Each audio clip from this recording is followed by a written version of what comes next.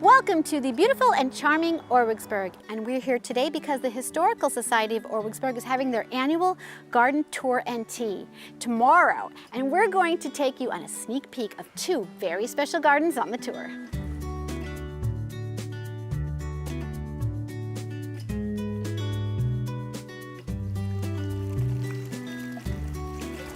Welcome to the beautiful and tranquil garden of Kathy Farr Parker. She's just one of the stops on the Orisburg Historical Society garden tour and tea. And Kathy, thank you for having us today. Thank you for coming. It's absolutely beautiful. I just can't get over how much you have in this space here. You've done things in like unconventional ways. Yes. Like, you know, you took this old little wagon yep. and like made it into a little herb garden. That's correct. Like, how fun is that? Yep. And You'll you know, notice that a lot throughout my garden. I mean, these interesting tables, like everything adds height and depth, and the little sculptures and the garden ball. I mean, it's just absolutely incredible. Thank you. I've also noticed that you put some pots and things as well. Yep. Impatiens are very easy to grow for the shade. Begonias, I have begonias. Yep. They're mixed in with impatiens. Very nice to grow in the shady areas.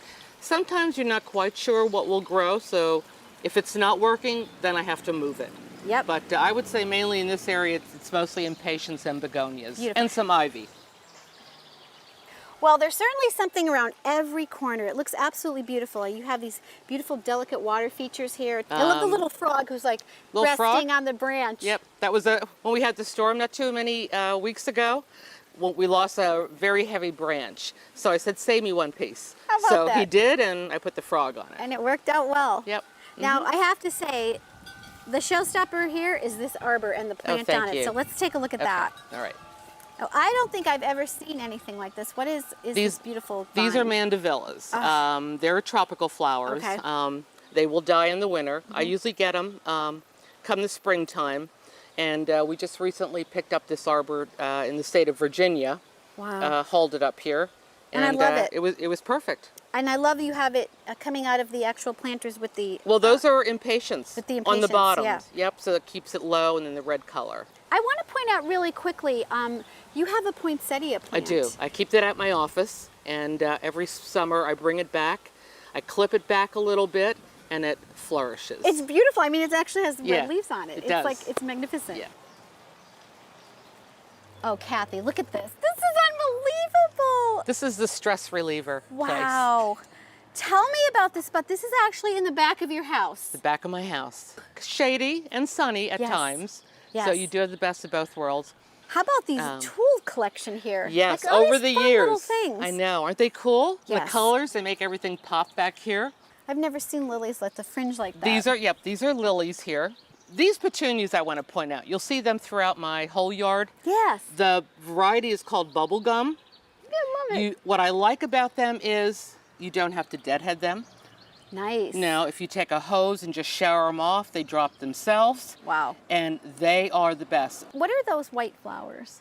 Those are called goosenecks. Oh my God, they're beautiful. Yep. A neighbor of mine years ago gave me a few plants. They're scattered throughout. I mean, these are magnificent. The orange color in these right here. Yeah.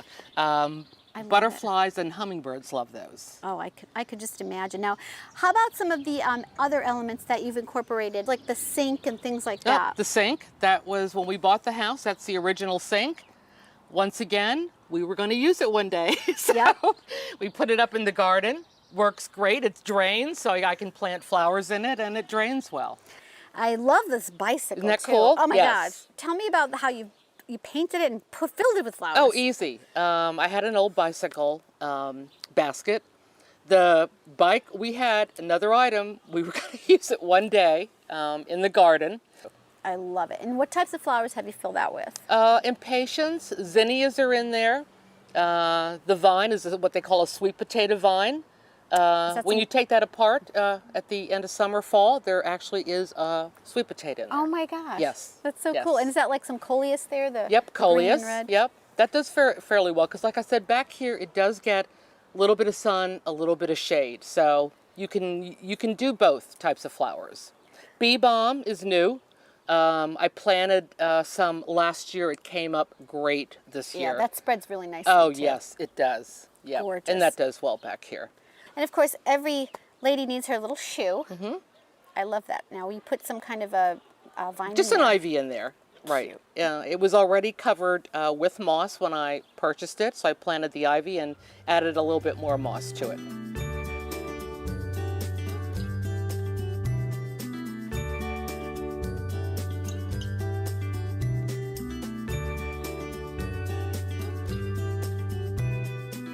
Well, thank you so much for sharing your garden Thanks with for us. coming. Oh, you're very welcome. It's absolutely beautiful. Thank you. I like when people enjoy it. Well, we appreciate it.